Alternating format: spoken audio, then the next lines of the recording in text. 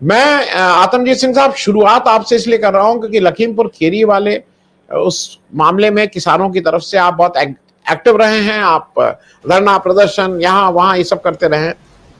ये जो फैसला आया है ये आपके आंदोलन के, और क्या इसको कहीं से रिलेट किया जा सकता है? क्योंकि बहुत सी दबी जबान में यह है कि इस समय जैसे सरकार का एक रुख ये भी है कि न्यायालय से या न्यायपालिका से बहुत पंगा लेने की जरूरत नहीं है थोड़ा, क्योंकि यही चीफ जस्टिस रहेंगे अगले इलेक्शन तक, अगले नवंबर 2024 तक।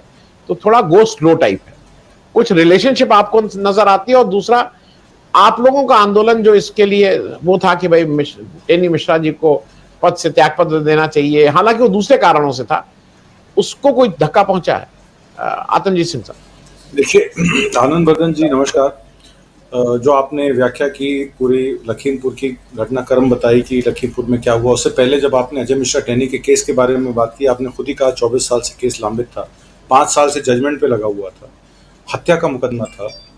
बताइए कौन सा ऐसा केस है जो हत्या का मुकदमा हो और 5 साल से वो लंबित हो, वो भी हाई कोर्ट जैसी जगह पर। अगर किसी की भी हत्या का मुकदमा होता है उसमें लोअर कोर्ट से अगर ऑर्डर हो रखा है और सेशन कोर्ट से सजा हो रखी है, तो हाई कोर्ट में तो सिर्फ ये देखना होता है कि उसमें टेक्निकल पार्ट क्या है, टेक्निकल पार्ट पे वो केस स्टैंड करता है कि नहीं करता है, उसमें जो सबूत हैं, जो साक्ष्य हैं, उसके बेसिस पे जो फैसला हुआ वो ठीक हुआ कि गलत हुआ। अगर टेक्निकल एस्पेक्ट्स पे वो सजा सही है तो उसको सही ठहराया जाता है। 90% केसेस में रिलीफ नहीं मिलता है। 10% केसेस जिसमें कोई ऐसे साक्ष्य होते हैं जिसको नज़रअंदाज किया गया हो, या ऐसे विटनेसेस हैं जिनकी विटनेसेस जो हैं उसमें कुछ लकूना रह गया हो या कुछ कॉन्ट्रडिक्टरी एविडेंस हो, तब उस केस में हाई कोर्ट जो है इस मामले में इस तरीके से हस्तक्षेप करती है। और जैसे कि आपने देखा इस मामले में 5 साल से लंबित मामला, 5 साल बहुत समय होता है। 5 साल में जिसने इंसाफ की गुहार लगाई होगी उसका क्या हाल हुआ होगा, जो विटनेसेस जिन्होंने डिस्पोज ऑफ किया होगा अजय मिश्रा टेनी के अगेंस्ट, उनका क्या हाल हुआ होगा।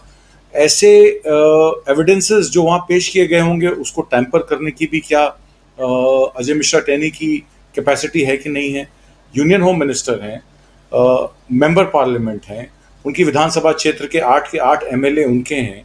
तो आप जान लीजिए कि अजय मिश्रा टेनी के पास कितनी पावर है मिनिस्ट्री ऑफ होम में और वो क्या काम करवा सकते हैं।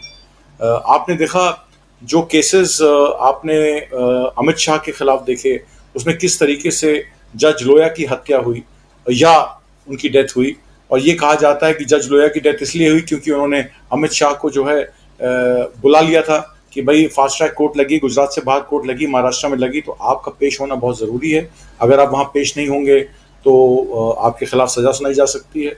इतनी बात को लेकर वो एक मैरिज फंक्शन में जाते हैं और उसके बाद ये रिपोर्ट आती है कि उनको हार्ट अटैक आ गया, और उसके बाद उसमें वीएचपी के कुछ लोग जब उनकी बॉडी को लेकर वहाँ जाते हैं उनके घर पे, तो उनकी बेल्ट उल्टी होती है, उनके कपड़े खून से सने होते हैं, कोई पोस्टमार्टम नहीं होता, कोई पुलिस की रिपोर्ट नहीं होती, ऐसे ही वहाँ पे ले जाके उनकी बॉडी को वहाँ दे दिया जाता है। और उनके परिवार के लोग ये भी इल्ज़ाम लगाते हैं कि 100 करोड़ रुपए की ऑफर की गई जज लोया को कि आप 100 करोड़ रुपए हम आपको दे देंगे, आप इस केस से अपने आप को हटा लें। तो इम्प्रोप्राइटरी का मामला तो अमित शाह जो मिनिस्टर ऑफ होम है उनके अगेंस्ट है, ये minister of state for home है, नंबर 2 है मिनिस्ट्री ऑफ होम में। तो जब किसानों पर गाड़ी चढ़ाई गई इनके बेटे द्वारा और वहाँ पे साक्ष्य थे, एविडेंस थे, 108 विटनेसेस हैं जो कि कहते हैं कि अजय मिश्रा टेनी के बेटे मोनू मिश्रा वहाँ मौजूद थे अपने समर्थकों के साथ, और क्योंकि किसानों ने हेलीकॉप्टर नहीं उतरने दिया वहाँ उस समय के डिप्टी चीफ मिनिस्टर का, तो उन्होंने उस पर गुस्से में आके गाड़ी चढ़ा दी, जिसके वीडियो भी तमाम तरीके से वायरल हुए। उसके बाद हुआ क्या, मोनू टेनी की अरेस्ट हुई, सुप्रीम कोर्ट से उनको 1 साल बाद बेल मिल गई, 8 या 9 महीने जेल में रहे होंगे। उसके विरुद्ध काउंटर एफआईआर हो गई 4 किसानों के खिलाफ जो अब जाके 1.5 साल जेल में रह के छूटे हैं, और उन पे भी हत्या का मामला है क्योंकि 4 जो लोग थे वो उनके पक्ष के, मिश्रा टेनी के पक्ष के जो ड्राइवर और उनके साथी थे, उनके 4 लोगों की हत्या हुई, डंडों से पीट के उनको मारा गया। अब इसमें दोष किसका है? जाहिर सी बात है मोनू मिश्रा टेनी का है। अजय मिश्रा टेनी नामजद हैं। हमारे यहाँ क्रिमिनलाइजेशन ऑफ पॉलिटिक्स और पॉलिटिक्स का क्रिमिनलाइजेशन एक आम सी बात हो गई है। बृजभूषण शरण सिंह जैसा आदमी जो 6 बार का एमपी, 15 साल वेस्टर्न फेडरेशन में रहता है, उसको सिर्फ इतना कहा जाता है कि तुम इस्तीफा दे दो। 7 महिलाओं का, जो कि मैं उनको महिला इसलिए बोलता हूँ कि महिला पहले हैं और पहलवान बाद में है, जबकि गवर्नमेंट का नरेशन अभी तक ये रहा है कि तो पहलवानों का मामला है, डब्ल्यूएफआई का मामला है, फेडरेशन का मामला है, फेडरेशन में ऑपोजिशन आना चाहती है। आपको मैं बता दूं, 30 की 30 फेडरेशंस में अध्यक्ष पद पे वही नियुक्त होता है जिसकी सरकार होती है। अगर सेंटर में सरकार बीजेपी की है तो जाहिर सी बात है कि जितने भी 30 फेडरेशंस हैं उनके अध्यक्ष पद के उम्मीदवार उन्हीं के पार्टी के लोग होंगे। ब्रजभूषण शरण सिंह 15 साल से डब्ल्यूएफआई पे काबिज हैं। 7 तारीख को उनका कार्यकाल खत्म हो गया। 10 तारीख को उनकी और उनकी एसोसिएशन को भंग कर दिया जाता है, ये कह के हमने उसको तत्काल प्रभाव से भंग कर दिया, जो कि 7 तारीख को होनी थी वो 10 तारीख को हुई। 45 दिन का समय दिया जाता है, फिर से डब्ल्यूएफआई फेडरेशन बनेगी। अब मामला ये आ जाता है कि ब्रजभूषण शरण सिंह शरेआम कहते हैं प्रधानमंत्री मोदी कहेंगे तो इस्तीफा दूंगा, फिर कहते हैं जेपी नड्डा कहेंगे तो इस्तीफा दूंगा, फिर ये भी कह देते हैं कि किसान संगठन के कोई कहेंगे सर राकेश टिकैत कहेंगे तो इस्तीफा दूंगा। ये इस तरीके की बयानबाजी पॉस्को का केस है, ठीक है, एविडेंस रिकॉर्ड होने में टाइम लगता है। दिल्ली पुलिस को इनफ टाइम दे दिया गया, 7 दिन उन्होंने एफआईआर दर्ज करने में लगा दिया, उसके बाद 15 दिन उसके साक्ष्य प्रस्तुत करने में लगा दिए। पॉस्को एक्ट में पहले अरेस्ट होती है, बाद में एविडेंस की जांच होती है। पॉस्को एक्ट में कभी भी एविडेंस की जांच, ऑडियो वीडियो की जांच या कोई इंटिमिडेशन या कोई धमकी, उसकी जांच के बगैर अरेस्ट की जा सकती है। और पॉस्को केस में नॉर्मली सुप्रीम कोर्ट में भी 1.5 साल तक बेल नहीं होती। पर ब्रजभूषण शरण सिंह कहते हैं क्योंकि मैं मेंबर पार्लियामेंट हूं, क्योंकि मैं सत्ता पक्ष का एमपी हूं और क्योंकि मैं गोंडा, अयोध्या और 4 जिलों में प्रभुत्व रखता हूं और महिलाओं के शोषण में मेरा कोई हाथ नहीं है, ये 15 रुपए के मेडल के साथ ये हमें क्या बताएंगी। मैंने इन पे करोड़ों रुपया खर्च किया, इनको ट्रेनिंग दिलाई, वहां करोड़ों रुपए खर्च करके इनको बाहर लेके गया, जब जब ये कुश्ती जीतती थी इनको मैं पैसे देता था, इनको मैंने गले लगाया अपना पितृतुल्य समझकर। इस तरीके के बयान देते हैं। लड़कियां कह रही हमारा शोषण हुआ, हमसे हमारा यौन शोषण हुआ। पॉस्को एक्ट में एक नाबालिग लड़की के साथ रेप का इल्जाम उस आदमी पर है। प्रधानमंत्री मोदी कहते थे बेटी बचाओ बेटी पढ़ाओ, और जब वो इलेक्शन में 2014 में आए थे उनका पहला ये बयान था, किसानों की बात छोड़ दीजिए, उन्होंने ये कहा था कि मेरे रहते किसी भी महिला का उत्पीड़न नहीं होने दूंगा, मैं किसी भी परिवार की बेटी को वो नहीं होने दूंगा, शोषित नहीं होने दूंगा। ये शोषित समाज की बात ही नहीं हो रही है। ये जो महिलाएं हमारे और आपके घर में हैं, भाई आपके घर में और मेरे घर में किसी को ये फर्क नहीं पड़ता कि अदानी ने हिंडनबर्ग रिपोर्ट में क्या उसकी रिपोर्ट्स के खिलाफ है। किसी को ये भी फर्क नहीं पड़ता कि प्रधानमंत्री मोदी जी ने 8,000 रुपए का हवाई जहाज खरीद लिया, वो पहले ऑस्ट्रेलिया जाएंगे या पहले अमेरिका जाएंगे। किसी को ये भी फर्क नहीं पड़ता कि वो 10 करोड़ का सूट पहन रहे हैं कि नहीं पहन रहे। जो सत्ता में, जो ऑपोजिशन में मेंबर्स हैं, जो सोशल समाज में हैं, जो नागरिक समाज के लोग हैं, जो इन चीजों को देखते हैं, वो उनके लिए तो ये फर्क पड़ता है। महिलाओं को घर की फर्क नहीं पड़ता, महिलाओं की घर को सुरक्षित महसूस ना करना ये फर्क पड़ता है।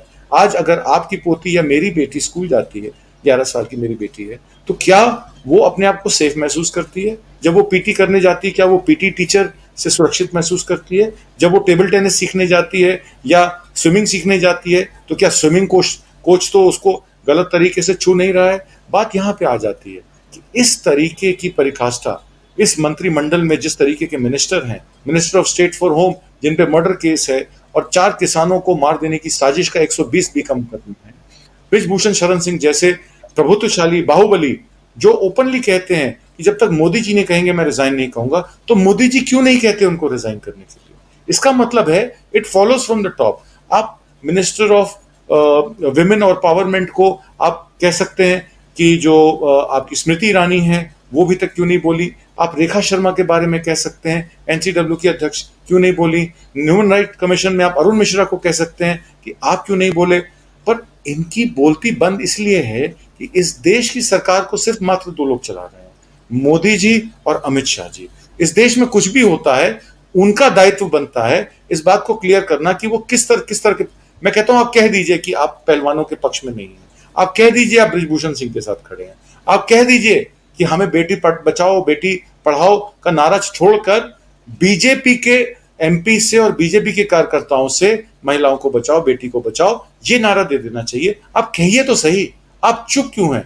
आपकी ये चुप्पी देश को खराब कर रही, देश को बर्बाद कर रही। देश की तमाम महिलाएं, आज मैं वहां सुबह 11 बजे 11:30 बजे पहुंचा, देश की किसी भी कोने की, चाहे वो लखनऊ हो, चाहे वो कर्नाटक हो, असम हो, मेघालय हो, तमिलनाडु हो, केरल हो, कोई ऐसी महिला नहीं थी जो वहां नहीं थी।